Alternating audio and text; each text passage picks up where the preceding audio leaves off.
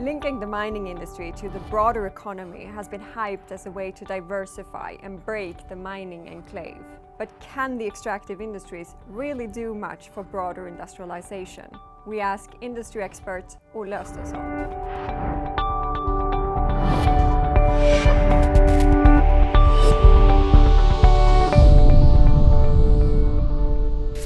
What are linkages and what problems do they intend to solve? Linkages are basically a way of describing the relationships between different parts of an economy. And when you talk about the extractive sector in particular, the argument is that the extractive sector may not be very well integrated into an economy. Linkages is one way of defining how integrated it is, to what extent. Ideally, one should be able to measure them in numbers, but you can't always do that. How is it linked to the industrialization agenda? The general theory, and this goes back to economic history, is that you have a mine, for instance, that tends to buy things from other industries around, and also some of its products get delivered to other industries. Eventually, as production grows, as people learn things, as new companies get established, you will have an industrial landscape. Now, in practice, it may not always work out that way, not that easily. And in particular, there is probably a large difference between what happens today and what happened, say, 100 or 150 years ago. Industrialization is often portrayed as one of the best development models for countries, but let me give you a case here. Let's consider Australia. They still export largely unprocessed iron ore and other raw materials, and nobody really thinks of them as a manufacturing powerhouse. But yet Australia is one of the richest countries in the world. Is industrialization the only possible model to follow? I think Australia demonstrates it fairly well. And one probably should remember also that up to, say, the 1960s, Australia had an industrial policy that was, and trade policy that was fairly protectionistic, that tried to substitute imports. And Australia's economic growth was not all that impressive. Then it switched in the 1960s, mainly because of Japanese investment in the iron ore industry, and growth took off. Chile is another example. They've done very, very well, but they're still mainly an exporter of things like copper and of fruit, fish, hydropower, etc. You can do well, and I think one needs to remember also the lessons of last decades of the last century, where what happened was that supply chains got fragmented all over the world, and specialization took over. It's not necessary to have everything in place in the same country. Many countries, they want to see value added in the countries, and they imagine this being primarily minerals processing and manufacturing. But what are the comparative advantages necessary for downstream linkages to work? Well, first of all, you have to have scale. If you have a copper mine that produces 20,000 tons of copper concentrates, that's not enough to build a smelter. It needs to be 200,000 tons. So you can't do that, and if you do it, you will lose money.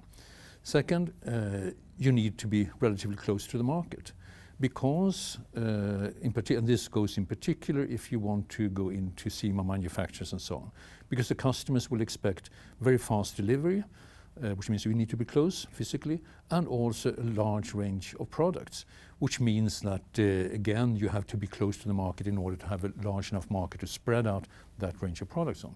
For many smaller mining companies, and particularly far from consuming centers, it becomes a fairly large burden to finance products in transit, because it takes maybe 1 month for the product to reach the customer, and during that month, if you have to finance the product, the capital in the product, at the rate of 20% rate of interest, that's going to be very expensive. It helps having a large domestic market, in particular for products such as steel.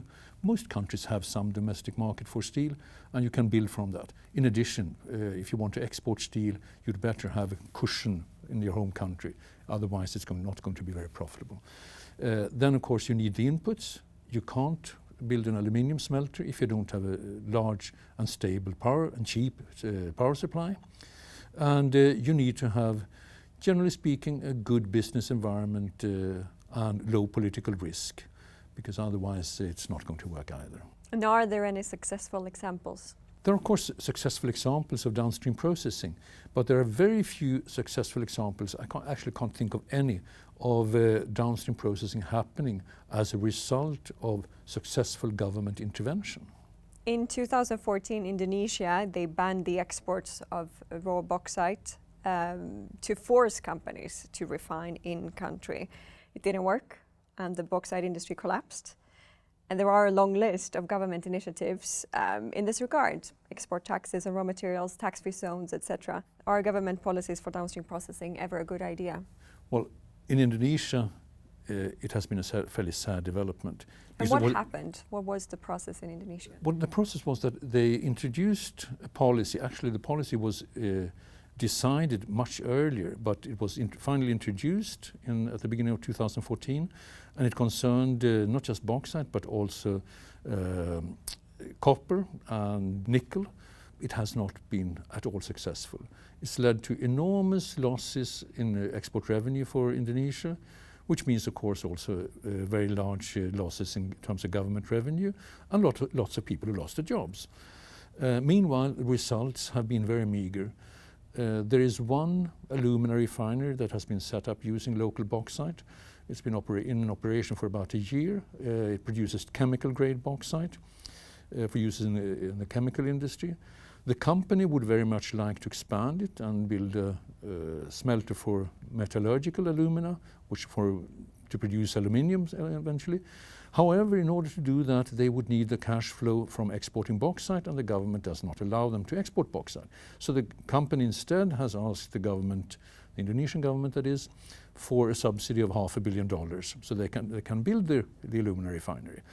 This is about the only tangible result so far of this whole policy. And meanwhile, as I said, it has cost quite a lot of money.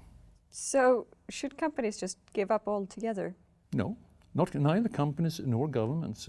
There are things one can do.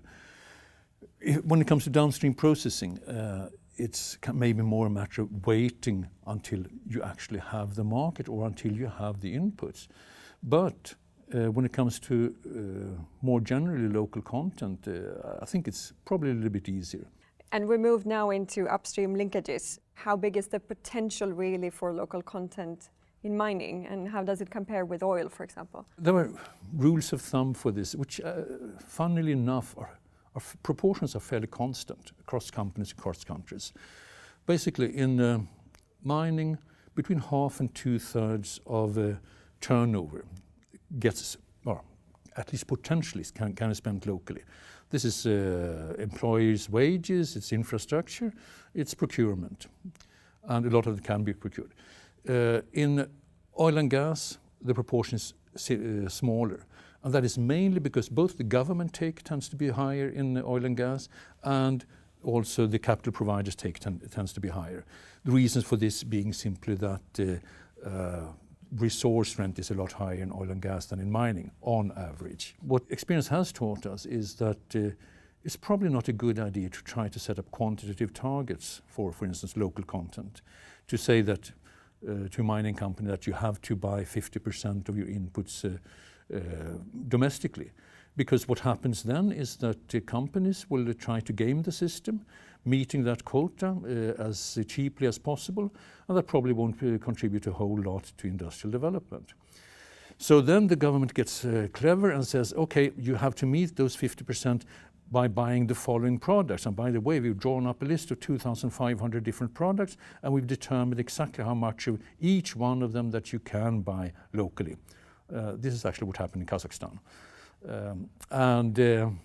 Then you may get some slight results. In Pakistan, they got their portion of domestic procurement up from about 11% to 14%. But it's not that impressive. Meanwhile, what you've done is that you've created very comfortable niches for some companies that deliver these products that are approved local content, and you closed niches for other companies. So a better alternative might be to look at the process rather than at the target. And say that, well, what you're really looking at here is partly traditional small and medium enterprise policy. supporting suppliers to mining companies. And that can be done relatively easily, in particular if governments and companies manage to work together. Governments concentrating on removing obstacles, which may be things like access to finance, access to land. A lot of small equipment suppliers and so on in many countries, particularly in Africa, have a problem with access to land. And land is important because it's the only thing they can use as collateral in order to get finance. So if they can't get land, they can't get finance either. Companies can also do things, and often they need to be nudged a little bit by governments. For instance, doing things like not requiring suppliers to wait for 90 days to be paid, but cut that period down to at least 30 days or maybe even shorter, because these smaller suppliers are usually cash-starved. Also, unbundle large pieces of work into several smaller components that can each be handed out to one little company. These are fairly simple and, in retrospect, often obvious things, but you need to sit down and look at them, and often this needs to be a process where both the government and the company are engaged and try to achieve solutions. So we're talking now about things that can be done, but are there real-life examples of successful local content policies or programs out there? Well, of course there are. Probably the most well-known of them all, which is in northern Chile, the region of Antofagasta.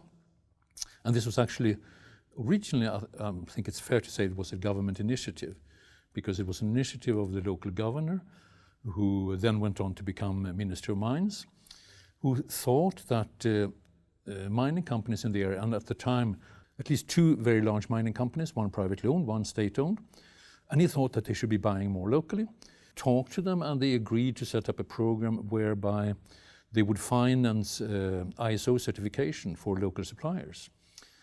1/3 of the cost was paid by the government, 1/3 was paid by the large mining companies, and 1/3 by the local suppliers themselves. And I don't remember the exact numbers, but it was something like there were 3 or 4 companies that had ISO 9000 certification before this program started. Then 2 years later, there were about 150 that had it.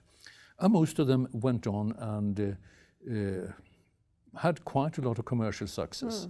They managed to increase the deliveries to the mining companies, and of course, part of the story is that there were several more mining companies set up in this area, which may have had something to do with the fact that there were competent suppliers around.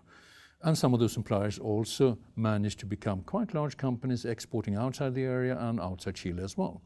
And how much is this down to local context? Is it replicable, this experience? I think it's definitely replicable, because to start with, this part of Chile would not have been anyone's choice to begin that kind of program, because it was a region with a very, very non-diversified local economy. There wasn't a whole lot there.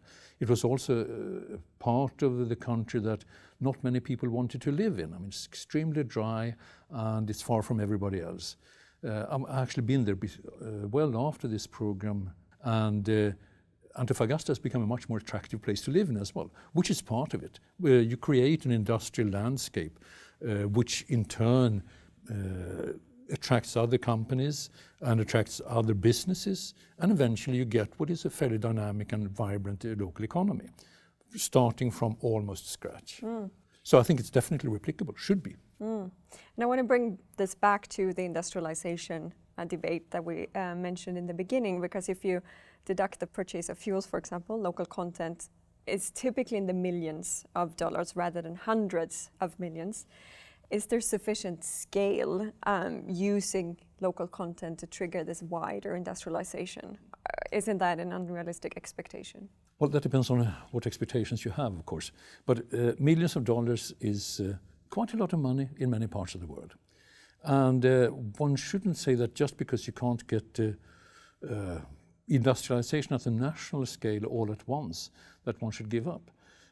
In fact, I think what happens is that you get a local industrial ecology with a little bit of effort.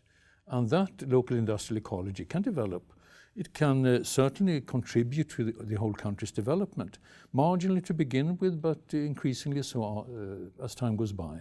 And also, as I mentioned, part of the attraction here is that if there is one company, mining company, that starts out and manages to build up a good network of suppliers. That then becomes attractive to other mining companies, assuming that there's something to mine there.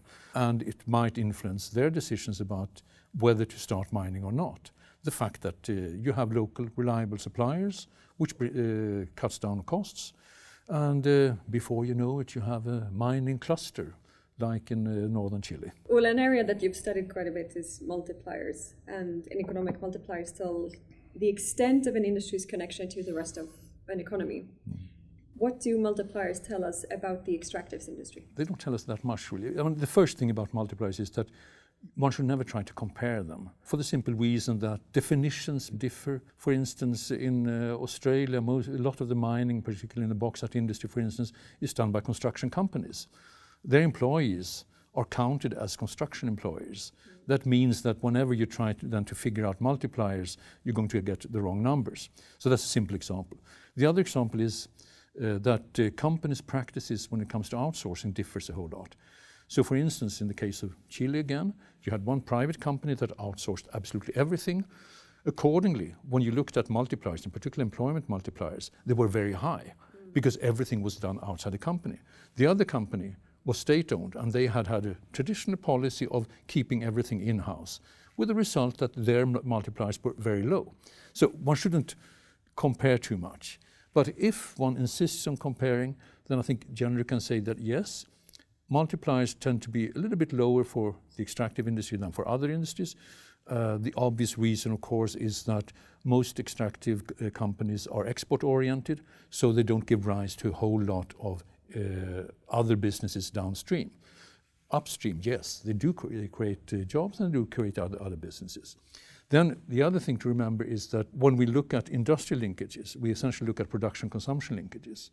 But a very important linkage in most developing countries concerns employment, and in particular what economists call induced employment, which is simply the effect of mine workers, for instance, having very high wages compared to most local people, spending those wages locally, and thereby providing the income of quite a lot of other people.